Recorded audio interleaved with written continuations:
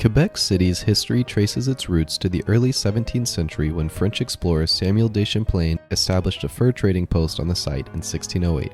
It was named Quebec after the Algonquin word that meant where the river narrows. The settlement quickly grew into a bustling colonial hub and the capital of New France. Throughout the 17th and 18th centuries, Quebec City played a pivotal role in the fur trade and the struggle for control of North America between European powers. The city's strategic location made it a prized possession, leading to conflicts between the French, British, and Indigenous peoples. In 1759, during the Seven Years' War, British forces under General James Wolfe besieged Quebec City, culminating in the decisive Battle of the Plains of Abraham. Despite valiant efforts by French defenders, the city fell to the British, marking the end of French colonial rule in Canada.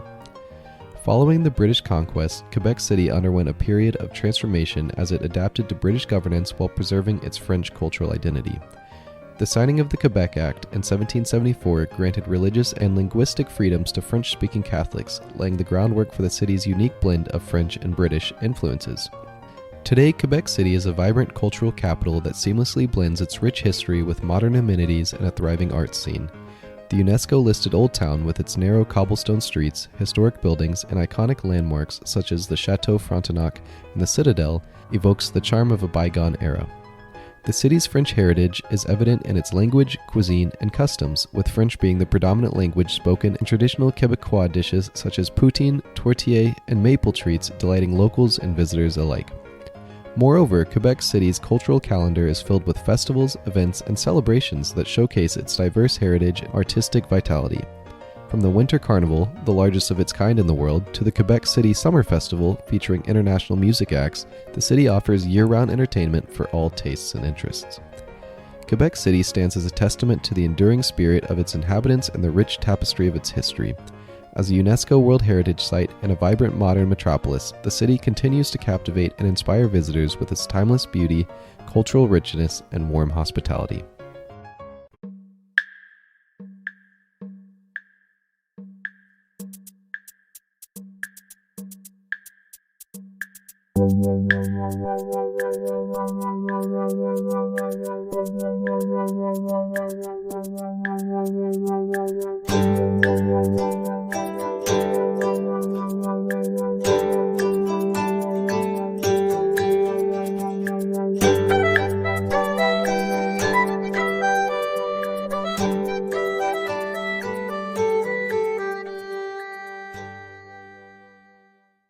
Hello, and welcome to episode 12 of the Travel Like Locals podcast. I'm your host, Alex Tabbery.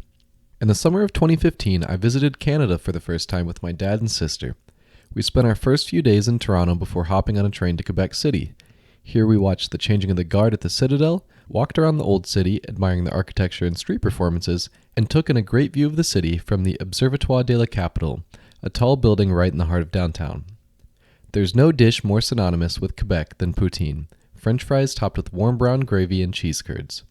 If you would like to watch me make this, you can find my recipe video on TikTok and Instagram at TLL_pod. For this episode, I have interviewed local tour guide Marie. We talked about common misconceptions, a maple syrup heist, and eating at sugar shacks. For all of Marie's recommendations and more, be sure to check out my website, www.tllpod.com. But for now, on to the interview. Next guest on the podcast, a tour guide from Quebec City, Marie-Pierre. Marie-Pierre, thank you so much for being with us today. Hey, thank you so much, Alex, for the invitation. It's a pleasure to be here, and for this video for today, Marie is gonna be perfect. So officially, Okay. my name is Marie-Pierre, but all my friends and family call me Marie. So it's perfect for today.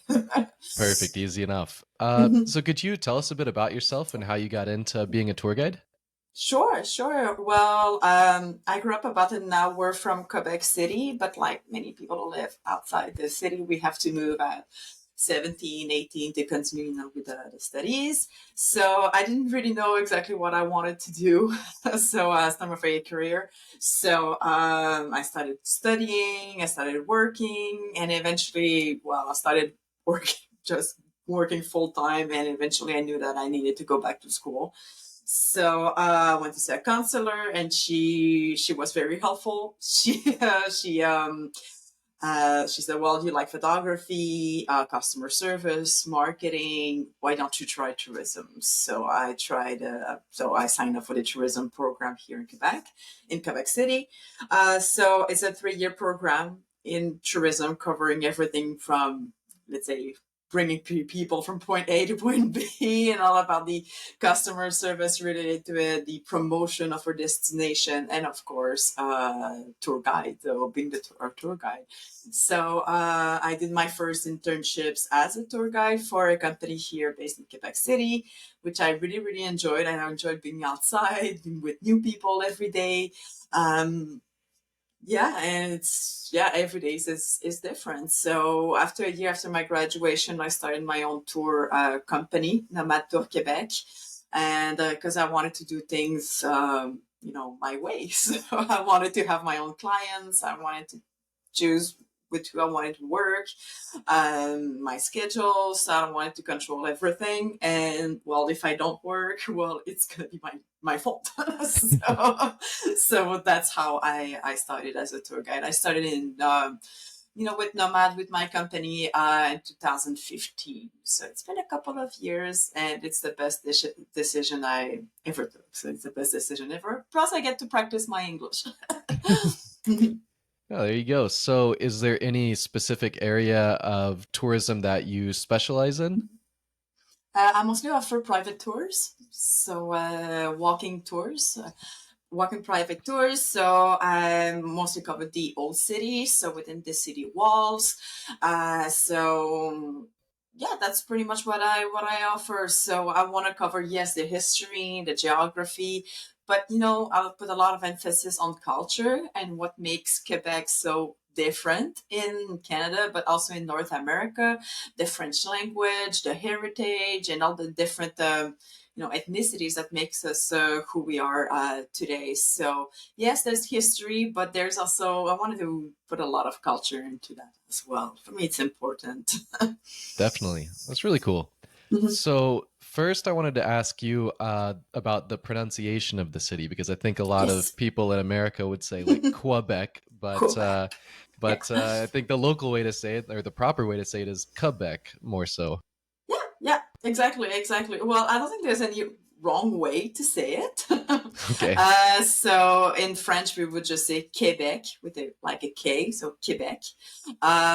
There's the province. So in English, we would just say the province of Quebec, so Quebec. But when you want to talk about the city itself, so just Quebec City. So, and when I speak English, sometimes I just go like Quebec and I forget about the French, how we say it in French. But in French, it's Quebec. Perfect. Cool. So I've found basically a few myths or maybe common thoughts or misconceptions about Quebec City, and I just wanted to list these out to you and for you to tell us if they're true or not. Yeah, So go the ahead. first one is Quebec is the largest French-speaking city in North America. It is not. It is Montreal. Okay, Yes, it's Montreal. cool. That's And actually the second largest French speaking city, I think, in the world. wow, So there's Paris, and I think after that is Montreal. wow, Yeah, I'll have to dig into it, but I think that's a yeah. very interesting. Next one, I think a lot of people think is that Quebec is always cold. Quebec is always cold. We? No, that's not true. No. So we have 4 distinct seasons in Quebec. Our summers are warm, so I can go to the beach, I can go swimming in the lakes. So it's not your typical Canada weather. So we have normal hot summers. We have beautiful falls with the fall foliage, and it's warm. It's not. It's actually fall is a great time to visit, by the way. But yes, winter can be cold. But when you think about it, if you can imagine the map of Canada in your mind, like imagine where Toronto is on the southern part of the country, and when you think about it, that there are many people in the US who live north of that point, you know? Yeah, it's crazy. Right. So it's not just the white great north. There are places in the US, they are further north of Canada. If you live around, is it Detroit, around this area, you actually need to drive south to get to Canada. You know? It's so crazy to think about. But yes, all winters can be cold. They can be cold. I have to do the conversion here because we use Celsius. Yeah. But let's say the coldest we can have in Quebec is minus 30. And in Fahrenheit, that's minus 22 Fahrenheit. Okay.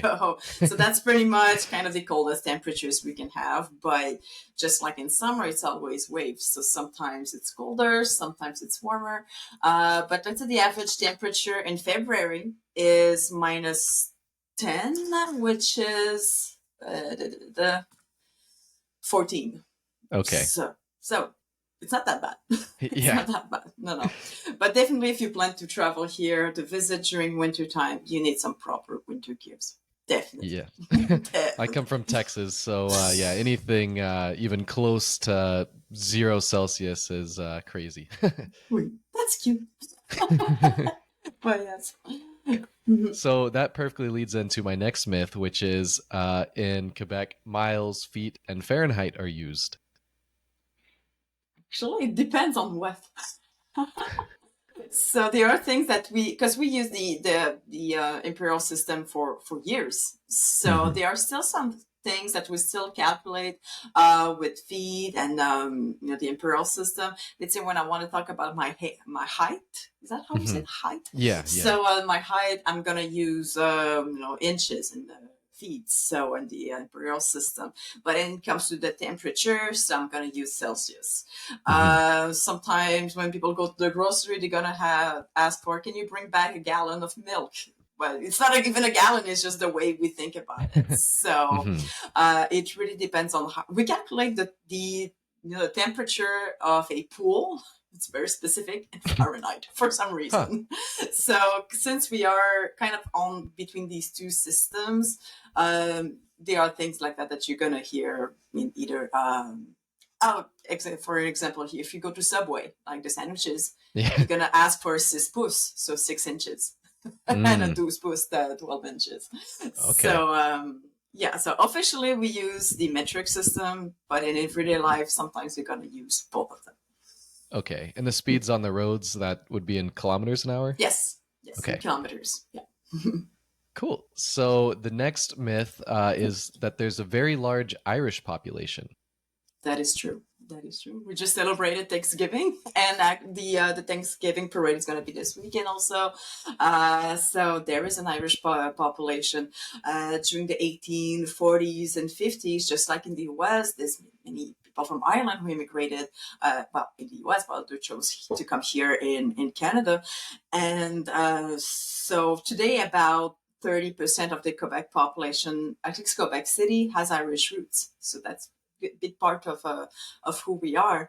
And when you think about Quebec, for a lot of people, well, they think about the French heritage because yes, that's a big part of who we are, the French history. But we've had immigration, yes, from Ireland, from Scotland, England. So we're kind of a mix of all these cultures together. So we're not just French. So we have different ethnicities that makes us who we are, a little bit like in the U.S. Definitely. Yeah. Yes. And the last myth is that most of the world's maple syrup comes from Quebec. That is true. 75% of the maple syrup comes from here, from the province of Quebec. Other provinces also make maple syrup. New Brunswick, Ontario, and also, the states that are close to us. Let's say New Hampshire, Vermont, and Maine also makes it. But 75% of the world maple syrup comes from Quebec. And there's also a reserve of hundreds of barrels of maple syrup. I don't know if you've ever heard about that. I just heard about it while researching this. Yeah. Yeah. So that was created kind of to regulate the prices of the market. And depending on the season, sometimes we can have more a good season or not as good of a season. So that helps regulate the because most of our maple syrup is shipped off overseas, so it's sold overseas. So yes, so there's a documentary about that on Netflix, and so. Okay. Do you remember what it's called? I don't, but it's about a something that happened at early 2000. I think so. There was a heist. So some people managed to steal like hundreds of barrels of maple syrup and were so selling it, I think, on the black market, and they were replacing. It's insane. So so they were replacing maple syrup with water. So it took a lot of time for people to realize that they were getting so well they were getting still. I don't know. Well, I don't know how They were to stealing from them, stealing from basically. them. Yes, I didn't Yeah. know how to conjugate that word. Sorry. So, but yeah, it's I should find it on Netflix, but it's there. It's there. But Perfect. these Yeah, are I good will. myths. These are good myths. Do you have another one? Was it the last one? That was the last one. Oh, But okay. are there any others that I guess you might come across commonly? Especially around the French language, I would say. Hmm. Yes.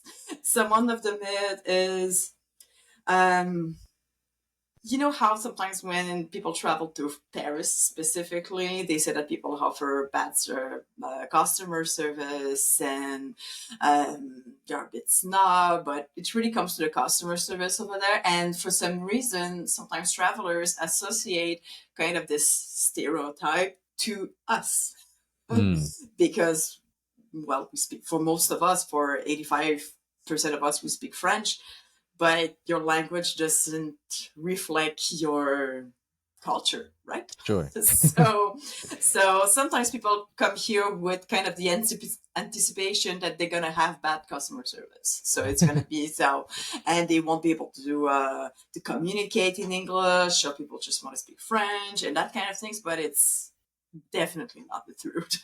So people are really welcoming in here. So the old city is driven by the tourism industry. So you know we have people from Canada who are mostly English speakers, the US, who come like yeah. So so it's not definitely we're not snob at all. So and it can also be a bit harmful because taking a stereotype, something really bad about someone else's culture and putting it on someone else, it, it doesn't help anyone, right? Yeah. So Definitely. it's one of the myth of the stereotype that exists. But as soon as people arrive here, they realize how friendly we are. Yeah, it's Canada after all. It's what you guys are known Yes, for. sure, it's Canada. Yes.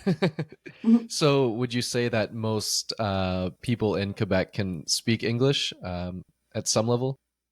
I would think it depends on the region. It really Okay. depends on, but for most people who are visiting or staying in the old city or visiting Montreal, English and French is not language barrier won't be a problem at all. So Hmm. we all learn English at school as a second language. So right now the kids they start at kindergarten and English follows you up to university. So it's always there. Uh, but you know, just like any other subject at school, if you don't practice, you're gonna forget about it. But most people who work in the tourism industry easily switch between French and English, and even some of them can also speak Spanish. So some of them can do that. So I think most Quebecois, that's in my generation, a millennial, can also can understand English. When it comes to speaking part, it's always the most difficult part, right? But Hmm. I think most, let's say my generation, most Quebecois can at least listen to Netflix shows in their original language, in their original version. But um, yeah, in the tourism industry, in the tourism area, English, friend, the language barrier is not a problem at all. Perfect. No. Could we talk a bit about the French dialect of Quebec? Because I've Really? heard from French speakers in France, or I guess other parts of the world, that it's completely different. It's almost an older version, is kind of what they've said. Okay, right. Um, it's a little bit like what I always say on my tours is it's a little bit like American English. Let's say your accent versus the English, the British accent or the Scottish accent even. Hmm. So written French is the same. It's the same, but yes, the accent is a little bit different. There are some words we're gonna use differently, but otherwise we can understand each other just fine. So it's not a dialect. Hmm. It's the same language. It's the same language, but there are some words we're gonna pronounce differently. So when the French came here, when they settled in Quebec City in 1608, they brought with them, their language that they were speaking from northern France. And at the time in France, during the 1700s, it wasn't homogenous, their accent all across France. So people from northern Hmm. France had a hard time understanding people from southern France at the time. Hmm. So we have kind of this flavor of northern France, and then later on we had people coming from Paris, so the Parisian region, and also we've been under a British regime for 100 years, so that kind of affects also our language also. Yeah. So in Quebec, everyone has a friend, a colleague, even a family member from France. So we are used to the French accent. Over there in Hmm. France, they are not as used as we are. So they sometimes they have a harder time understanding us. But I think it also goes with the how open-minded they are. So Hmm. yeah, I don't know if it's the right way to say it, but it can happen sometimes that if it's not pronounced the way they do at home, they won't understand. But they Yeah. can, they can, they can. Sure. Yes. So, but it's a bit different. But again, it's a little bit like your accent, Alex, versus the British accent. Okay. No, that makes Mm. perfect sense. Yeah. So, are there any like words or phrases in French Canadian that's like unique to Canada versus like French spoken anywhere else? There are hundreds of, expressions Hmm. that are different. Uh, um, let's say, for example, mon Dieu, do I have an example? Um, let's say this. So that would be, I would call it a chandail. In France, they would maybe call it a sweat. Okay. Or a t-shirt or something, but chandail. Another example, and most of the time it goes also with the level of language that you use, like a more professional or more friendly type of language. Let's say a word for a car. So in Quebec slang, we're going to use un char. So un char, in France, you would never hear un char. C'est une voiture. But this is really like something you would say to your friends or to your family. If I was to do an interview, let's say on the radio, on television, I would never say a char. So because it is like to Informal. Yeah. yeah, and you're from Texas, you do have your expressions as well, We definitely right? do. Yeah, so yeah, there are some expressions that are different, definitely.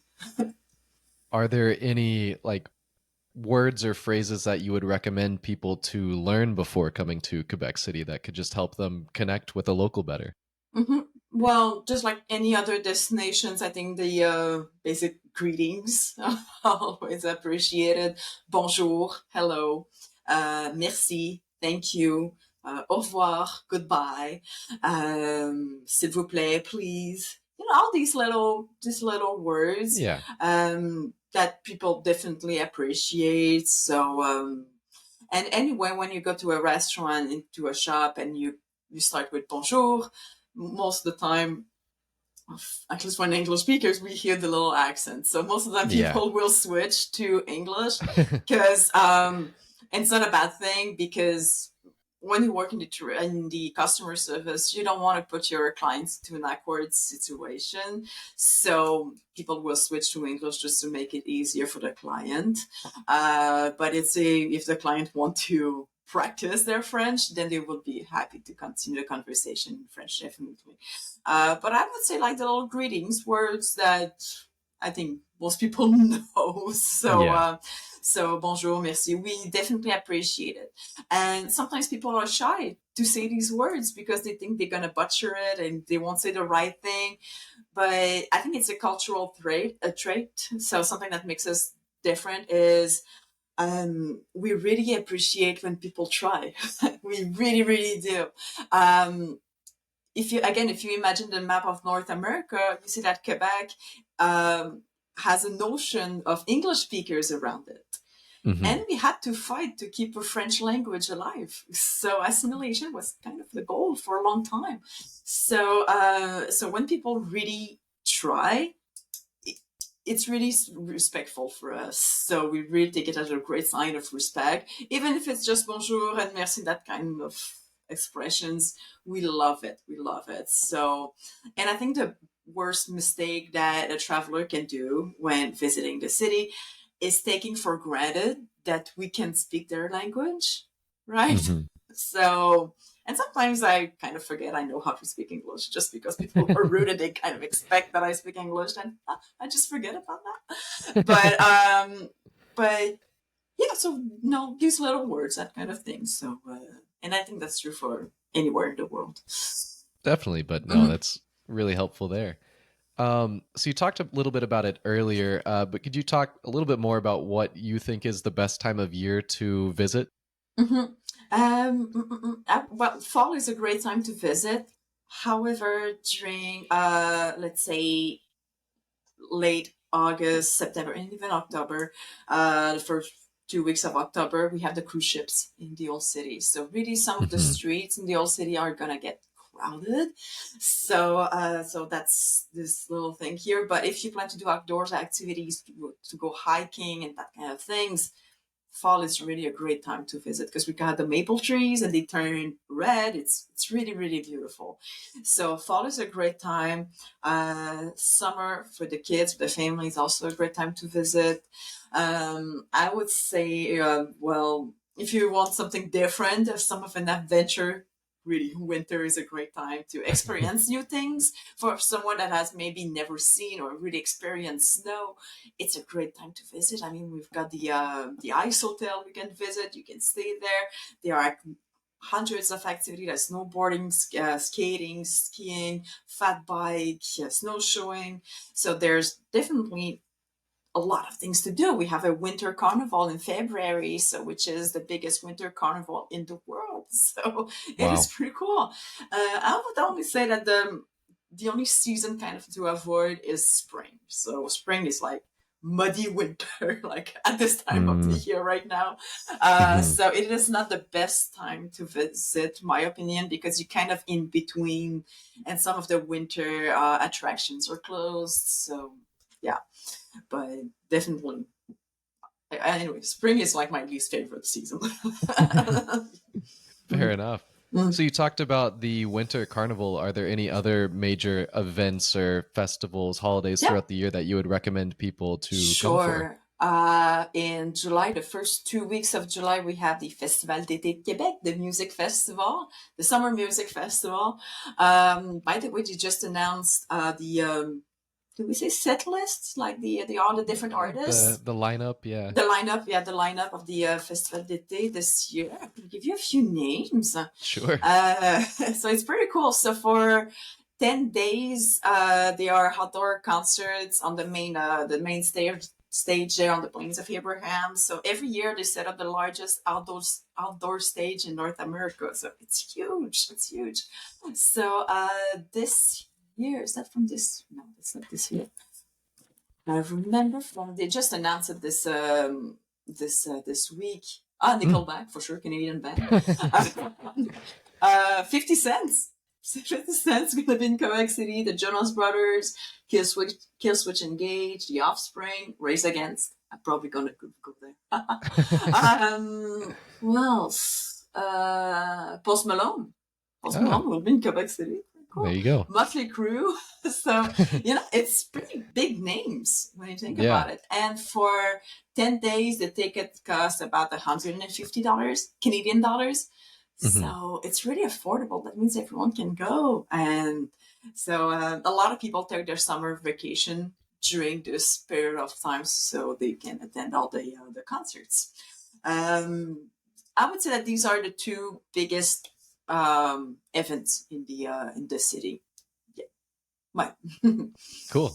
Yeah, it's kind of funny. The first few artists you mentioned, they were just at the Houston rodeo, so I guess Oh, really? Oh, that's so they're all cool. touring together or something. Ah, really? Okay, cool. I don't know, maybe. My, Cool. So Are there any specific cultural differences that you like to highlight to tourists, like things that they might not be accustomed to, and just something for them to be mindful of when they're in Quebec? Okay, that's a very good question. And again, I think it has to go with the French language. So just know your little greetings. I think people open up a little bit more if people start a conversation with bonjour. Mhm. So I think that's really a sensitive point here with the language. Um, what else? So you're thinking about faux pas and things that tourists need to be mindful of. So Sure. Yeah. maybe don't expect that everything should be exactly like at home. So that's true for any other places.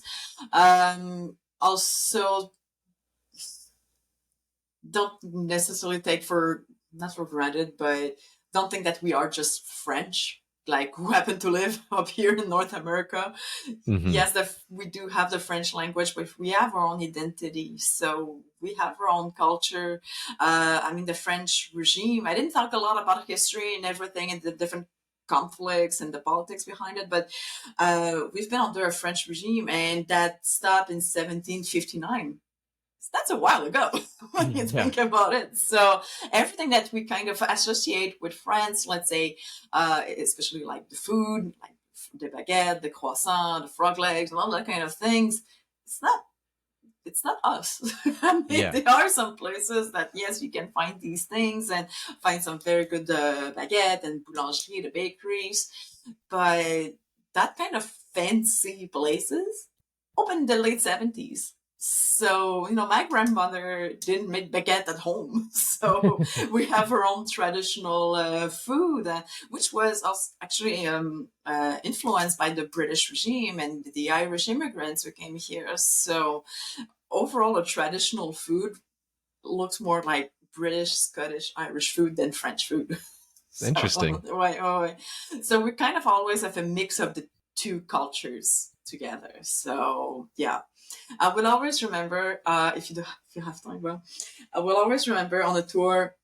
I had this lady. I think she was from California, and she was like, "Marie, everyone is so nice to me in Quebec City. Everyone's been so friendly, but I don't understand. They all speak French. Uh-huh." And I was like, yeah, but did that's not how it works. So, did no no, research before going over. no, no, not at all. And I was like, why? I mean, there are jokes everywhere, but so that's really surprised me when I heard that. I was, oh boy. So she was taking like a French really stereotype that is not even true for all French people. So, Yeah. and blew that stereotype to us. And I was like, no, we're not. It's not us. Yeah. Y- Yeah, no, I had an interview recently with a tour guide from Marseille, and he even like made a Oh, point to point out that we are very different than Paris. Like they're their own people. We're not like them. true. See, even from someone from France, they say it's not true. So Exactly. just imagine when there's an ocean in between. Exactly, yeah. Wait, okay. So, I don't think that most people think of Quebec as a dangerous place, but are there any No. safety precautions or like maybe common tourist scams that people should watch out for? It's a good question. Quebec City is one of the safest city to visit, I think, in the world. So definitely nothing can really happen, to be honest. I've never really seen scams or anything. Uh, it's not even a scam, but yeah, like hotels can be expensive, but even there, it's just the market. It's just Yeah. how it is. It is pretty safe, and even the most dangerous neighborhood in the near the old city, it's not dangerous when you're from, let's say, New York or even Boston or the other places. Sure. It's Another big it's city. not no. So just use your traveler's common sense and you'll be fine. I don't think I mean it's really safe. I've never heard anything a bad adventure from a tourist or yeah.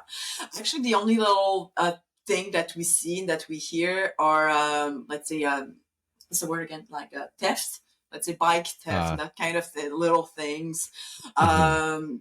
Yeah, last summer I had a family from Toronto. Were they from Toronto? And they were bringing their bikes because they wanted to do some cycling around the city, and their Mhm. bikes got stolen. And Mm. that's pretty much the only thing that we hear about. Yeah. Otherwise, Quebec City, Montreal are very safe city to travel with the family also.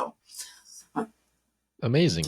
mm. So, on that, is there anywhere specifically that you would recommend people to stay, a specific area in Quebec, for their trip, or to avoid completely? Okay, mon Dieu. I think it depends on the experience that the traveler wants.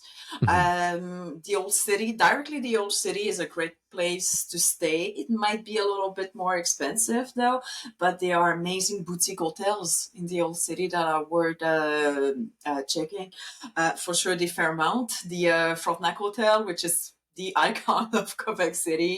Yeah. It can be expensive to stay there, but I mean, it's a fair amount. People will have good service also over there. Otherwise, I was talking about the most unsafe neighborhood of the city, which is still a very nice neighborhood to stay in, which is called Saint Roch. Um, in Saint Roch, you're gonna find local restaurants and lots of microbreweries, distilleries. So if you're a foodie, if you like to explore and go off the beaten path a little bit, definitely Saint Roch. There are little bed and breakfast outside the city, by the Plains of Abraham, by Cartier Street. Otherwise, if you're looking to really explore the old city, I would say to stay around this neighborhood. I don't think there are any neighborhoods really to avoid. The only little thing is, in general, we have pretty bad public transportation. So if you plan to Okay. use the bus, and it really depends on where you are staying. In some areas, it's better than others, but if you choose to have a hotel, a more affordable hotel outside the city, you have to think about the extra cost of taxis of getting to the old city. So that must be Mhm. I think that's the only little thing I would say. But there are so many nice hotels by the old city that there's something for everyone. Okay. Yeah. No, Mhm. that perfectly led into my next question, was which would be, what is the best way to get around the city? So you would not recommend public transit? Depending on where people are staying and where they are going. Let's Mhm. say one of the main tourist attraction in the by the old city is the Montmorency Falls. So Toronto has the Niagara Falls. We have the Montmorency Falls. It is possible to visit the falls by public transportation to take the bus. There are some areas though that are easier. That are harder to get to. Otherwise, taxis work fine. We do have Uber also. We don't have Lyft, so that doesn't Mm. exist. We do have Uber. However, to be honest, I stopped using Uber because sometimes they were canceling like the rides, and I've heard some Mm. not as good stories or negative stories about it from visitors. And but we do have an app, a little bit like Uber, but for local taxis, so it works perfectly. Um, then cycling, taking the renting a bike, so that's a fun way to get around also. But the old city itself, really the historic district, it's better to just explore by foot than by walking. Yes, so it's small little cobblestone street. It's better to walk. And the local app for taxis, what was that called? Mon Dieu. Taxi Québec, just Okay. Taxi Québec. Ouais, c'est ça, Taxi Québec. So yeah, very easy. It works a little bit like Uber. Perfect. Mm-hmm. So, what are some of the must-try dishes that people should have when they're in, Oui. the city? Sure. Well, they must try your traditional food for sure. Right now, at this time of the year, it is the kind of the sugaring off season. How do we say that? Like the sugars, maple sugar season.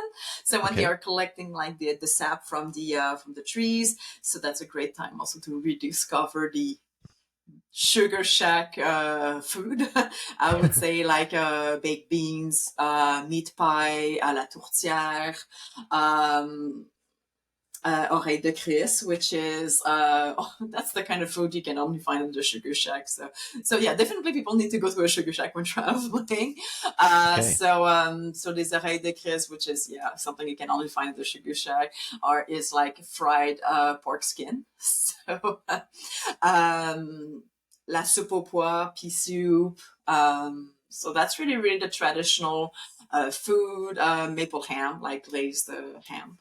Otherwise, people need to try poutine. Have you ever heard Of about course. poutine? Okay, well, Yes. so la poutine was invented in the 50s between Quebec City and Montreal. So in a very small city. Actually, our two cities, they are still debating on who invented it first. But it really started very, very small. And there's lots of, history that kind of want to explain how it was invented.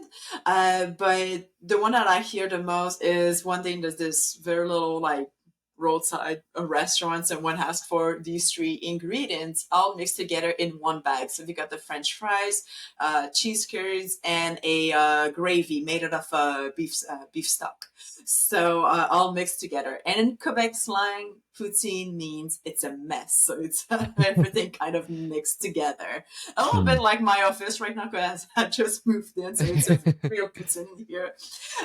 So yeah, and people loved it, and they were asking for this poutine, and more and more restaurants started to sell it across the province. So today, poutine is known as being something that is associated with festive moments of your life. So it's something that you share with friends after the hockey game, after a good hike, after a camping trip. It's comfort food, right? It's like Sure. comfort food.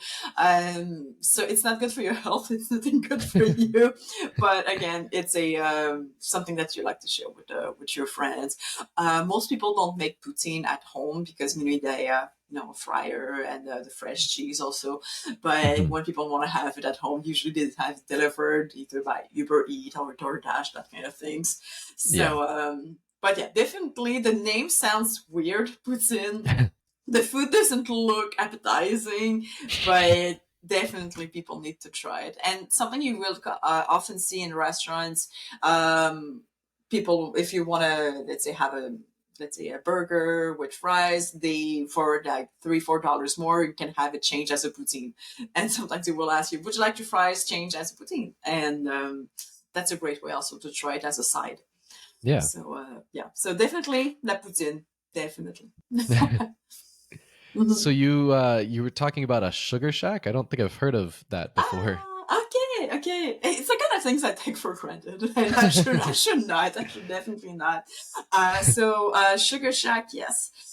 Typically, the sugar shack is where people make maple syrup. So to make maple syrup, traditionally people put like a little kind of tap on the trees. Then they collect kind of the sap, the sugary sap of the maple trees. So it kind of drops into a little a bucket. Then with all this water, you have to boil it to make syrup out of it. So it takes 40 gallons of this kind of water to make 1 gallon of maple syrup. So it's 40-to-1 ratio. Yeah. So it's a lot of work. It takes time. So traditionally, a sugar shack, that's the place where they make maple syrup. But when people say, hey, this weekend, tonight, I'm going to the sugar shack with my friends or with my colleagues, that's because they offer a meal over there. So the biggest sugar shack around the city or around Montreal, they will offer a traditional meal over there. So it's a tradition for us during this time of the year, during spring, to go to the sugar shack, kind of rediscover these classic foods. So the sugar shack, you will find meat pie, pea soup, the fried pork skin I was talking about, all these things that are really, really traditional. And for sure, the maple taffy on snow. You know, when they pour like taffy on snow and then you roll it and it makes like a giant lollipop of maple. It's childhood. It's so good. It's a Canadian thing to say. I make maple syrup on snow. Yes, that's us. Very. Oh, it is. Now some stereotypes are true. That's what. Yeah, so people have a traditional meal over there. Usually there's someone singing traditional music, and they invite people to come and dance, stand up and dance. So it's pretty festive. So a lot of employers, invite their employees to go to the Sugar Shack as a little incentive, and even kindergartens, even the kids, they go to the Sugar Shack. So Hmm, it's something that, yeah, we do rediscover classics every year. Yeah. really I cool. was there earlier this week with a group of students. They were from New Hampshire, and they got to experience the Sugar Shack experience. So yeah, I had So my is it first Sugar Shack of the year this week.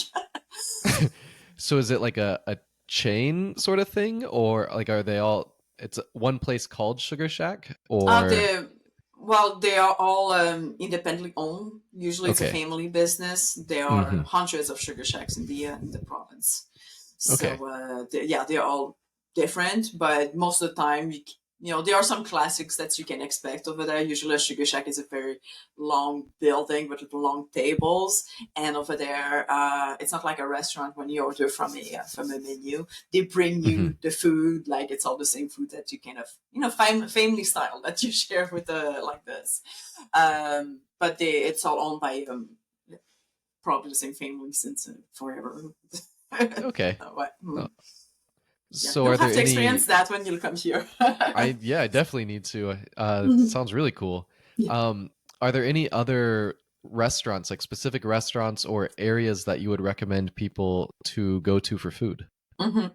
I would recommend La Bûche. La Bûche, Buche, so La Okay. Bûche, which is located right behind the famous Frontenac Hotel. Over there, Hmm. they serve traditional food, but always with a fun and modern twist to it. So they take really classic, but they give it like a special touch to it. So even if these are food that I know because my grandmother makes those every year. The way they prepare it, it's really fun. So definitely La Bûche. Also located in the old city, I would recommend Le Buffet de l'Antiquaire. So by the antique, there are some antique shops over there. So Antiquaire is Hmm. antique, antique Mm. shop. They also offer traditional food, very good breakfast and brunch over there. Otherwise, we have great restaurants in the old city. There are new restaurants every year. There's a good variety of good high-end restaurants also, like the Saint Amour, also located in the old city. The restaurant located in Auberge Saint-Antoine, chez Muffy. Um, Honestly, you can't go wrong. I don't think there are any scams or really bad places, really bad places. There are hundreds of blog posts online that talks about the different restaurants to choose from, but definitely La Bûche should be on the list. Buffet de l'Antiquaire, and for those who are vegan, I would recommend Le Don. So sometimes when I say that on my Twitter, people go like, "Oh, vegan, it's like only salads and green stuff," but it's really good. Like really good place, amazing cocktails also, and they have an amazing mushroom risotto. It's perfect, Mm. perfect. So and definitely people need to try the microbreweries. So Okay. just like many cities in the US, we have amazing microbreweries. So people need to give it a try. And also we make a lot of gin in the Mm. province, so people can also try some gin. Cool. Mhm. And so, what are some of the, or what is the common like meal times in Quebec? Hey, that's a good question. Let's say you mean like the three meals, or just like dinner, or Breakfast, lunch, and dinner. Yeah. well, I think it's pretty similar to the US when it comes to breakfast and lunch. But when it comes to dinner, we have dinner quite early in Quebec. So just Hmm. like the northern countries in Europe, let's say Finland, Sweden, they have dinner quite early also over there. So I would say that 5:30, Mm. 6. Hmm. If you have young kids at home, it's going to be probably around 5:30. Okay. But when we go out, let's say for a restaurant, it's going to be 6:30. So that's something that really surprises the French people when they come here, because that's I'm sure your tour guide from Marseille probably said something like 8 or 9. later. Yeah. So that's one of the cultural difference. We have dinner way earlier than our friends, our French friends. So I Hmm. would say 6:30 that we go out for dinner. Yeah. Okay, no, it's great to hmm know. hmm So, what would you say are some of the places that people have to see while they're in Quebec? Like tourist attractions. Yes. Well, first they have to do a tour with me. There you go. So the guided tour. So the old city. So most of our attractions, the big attractions, are located in the UNESCO heritage site. So the old city. Uh, I think people need to go to the Montmorency Falls, the waterfalls that are just a little bit higher than Niagara Falls. Not as wide, but higher than Niagara Falls.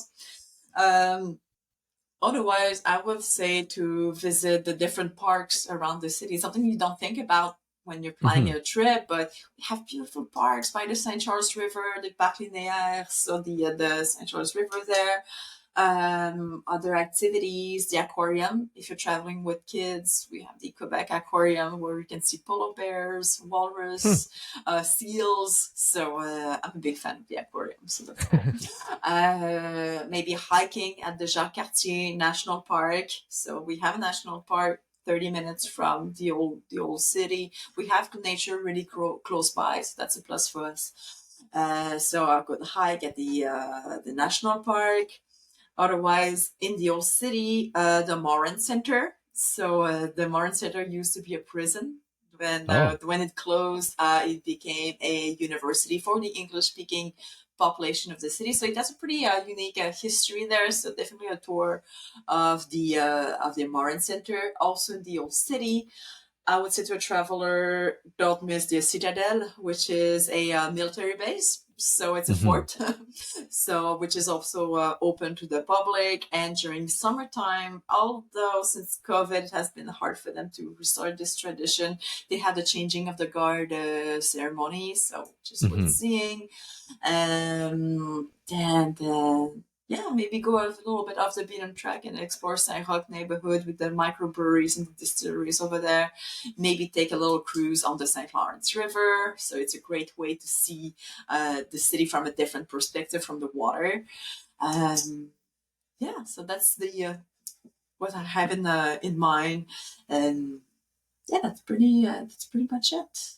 And try some Yeah, restaurants for sure. It's part of the experience. definitely.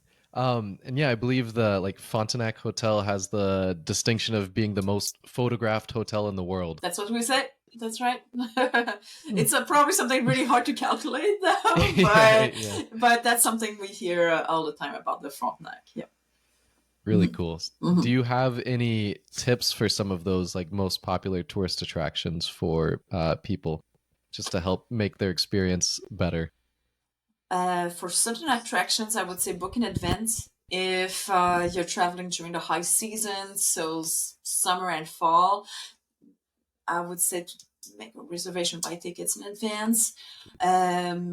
Otherwise, pack your good walking shoes because you're gonna walk a lot in the old city. The Mhm. old city was built on the hill, so it can be a bit hilly. So definitely good walking shoes. Um, Otherwise, I can't think of really a real something. Give yourself time and don't over plan. Like give yourself like sometime, maybe just one activity per day, and then be open to the opportunities. So yeah, don't plan too much. Find time That's just to rest, and it's the beauty also of Quebec City. It's just people watching. You have a little cafe on the terrace, and then you just do nothing. So it's really laid back city also. Mhm. Definitely. Oh, maybe. Mon Dieu, I forgot to mention. Yes, maybe could go to a spa. We have some pretty good Okay. spas around the city, especially in winter. So winter spa, so the Nordic Hmm. ones, it's definitely an experience. So if you're visiting in winter, the spa. There you Yeah. go. But I can think of anything that to help people make. Yeah, I don't think of anything else beside make some research just to know Yeah. maybe distances between things. Sure. Yeah, make some research of what you want to see, because these top 10 attraction that you see on TripAdvisor, on Viator, it might not be what you want to see. So what Hmm. is good for you, and then you have to go with your interest first. So if you're into military stuff, then the Citadel is something you should see, definitely. But if you're not into that, then maybe skip the Citadel. So you have to go with your own passions. And you said the changing of the guard, they only do that during the summer, but Yeah. they're not really doing it now, or? We'll see. The season usually starts after Quebec National Day, which is on June 24th. It starts just after. Mhm. I hope it's gonna come back this year, because just like many other, let's say, companies, places in America, it's hard to find employees these days. So that affects also Uh, the military, because the yeah. old soldiers do it. Mhm. So yeah, so I don't know how it's going to be for this season 2024. I hope it comes back, but even if there are no changing of the guard, it's still worth it to visit the Citadel, the site itself. Yeah, and I remember when I was there, I think there was something special about a goat. Yes. Okay, I didn't know you visited Quebec City before. I didn't know that. Okay, so yes, so the mascot of the regiment over there, yes, it's a goat. His name is Baptiste. He was a gift of the Queen from the Queen of England. So she chose that type of animal because they protect their family and territory until death. So just like the soldiers over there. So he's really fancy. Like Mhm. he has like his horns are painted in gold. Even has his pedicure so painted in gold. Yeah, he's our mascot. We love him. Oh wait. Yes, definitely a unique thing to see. So, um, cool. So, if somebody wanted to get some souvenirs, are there any specific places you would recommend? And then are there any specific souvenirs you would recommend? Hey, you have good questions. I like it. Well, definitely maple syrup. People need to bring Hmm. back some maple syrup. They might be limited with if people are flying with Hmm. I think it's 100 millimeters. So, Hmm. but some souvenir shops will have a smaller bottle that can be brought in the plane. Maple syrup, definitely. Mon Dieu, maybe some art, some painting, some art from local artists. There's a street in the old city called La Rue du Trésor, like Treasure Street. So Hmm. you'll find many artists over there that sell there. A little bit like Montmartre in Paris. A little bit like Uh-huh. Montmartre. It's like a little Montmartre. Anything, yes, with maple. Otherwise, maybe some local beer. Because we make Hmm. amazing local beers. Everywhere in the old city, you can find souvenirs. Maybe some musical spoons. Do I have my Okay. spoons? Yeah, I don't have it near me, but it looks like two spoons that are kind of glued together, and it's a musical Hmm. instrument that you will oftentimes see at the Sugar Shack, for example. So Hmm. that's a great souvenir to bring back home, this instrument. Um, we have many artists who also work in the neighborhood called Petit Champlain, which is down the hill by the Fairmount, just by the hill over there. So in the old city, so they they make beautiful scarves over there made out of silk, um, or maybe anything that is made from the indigenous people. So native art. So Hmm. that can be something to bring back home. But the best thing to bring back home is souvenirs, right?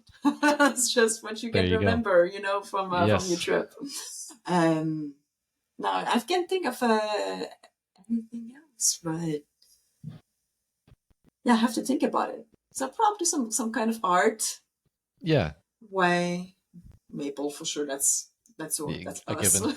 Why? Why?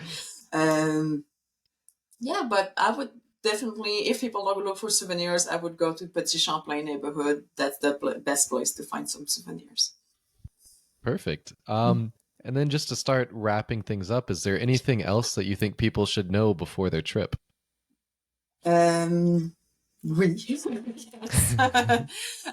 Well, again, I think it has to go with the stereotype we were talking about. If you think that French people are rude, they are not polite, or they don't want to speak English, that's not true.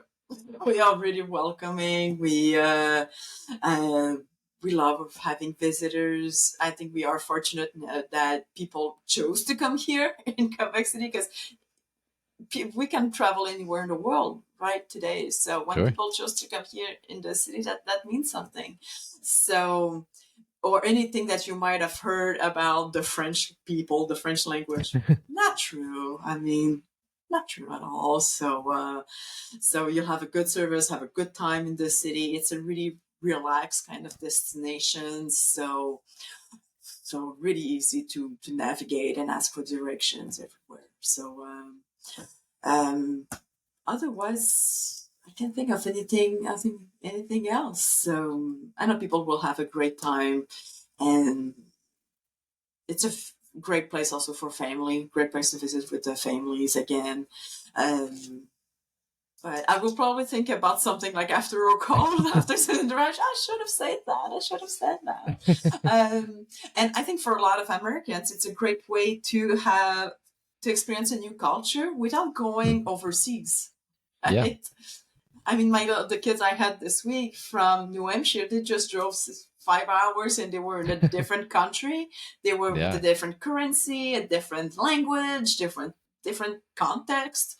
So I think they were even surprised. Like for them, like, okay, it's really different. I'm not far from Yeah. home, but it feels different. Hmm. So you don't have to go overseas to experience, something really, really different. Definitely. So, if anybody is planning a trip to Quebec City or wants to learn more about it, how can they connect with you? Yes. Well, on my website, nomadtourquebec.com. I'm also on Facebook, Instagram also. But the best way to reach out to me is by email. It's the easiest thing for me. Yes, on my website, Nomad Tour Quebec, or my cell phone number is also on my website, so it's another way to reach out to me. Even if people don't necessarily want to book a tour, but they're just looking for information or they have a question, they're not sure about something, I'm always happy to help. There's also something that might be useful for your audience, Alex. There's a Facebook group called Quebec City Travel. So Hmm. travelers ask their questions and locals or past travelers answer their questions. So that can be a great way for travelers to help them plan their trip. Yeah. Otherwise, I would be more than happy to offer you, Alex, a tour, but also to your audience. Be happy to show you around my beautiful city. Awesome. Yes, I definitely want to come back. But yeah, thank you again, Marie. This has been really great. I've Oh, learned a merci, lot, Alex. and we'll definitely stay in touch. Awesome. Yes, sure, definitely. So thank you again for the amazing opportunity, and it's my job as a tour guide. But I love it. So I like to talk about my city and pass my passion also for the city. That's really my goal on my tour. My goal is not for people to remember a bunch of dates and kind of some characters on the history. Is really to make them see how different Quebec City is from Canada, from the US, and how unique we are, and how beautiful this place is. Yeah, Well, so definitely thank is. you. Thank you again, Alex. Of course. I hope you've enjoyed my interview with Marie. Once again, for all of her recommendations and more, be sure to check out my website, www.tllpod.com. And if you'd like to learn how to make poutine, you can find my recipe on TikTok and Instagram at tll_pod. Be sure to come back next week to see what city we dive into next. But until then, happy traveling.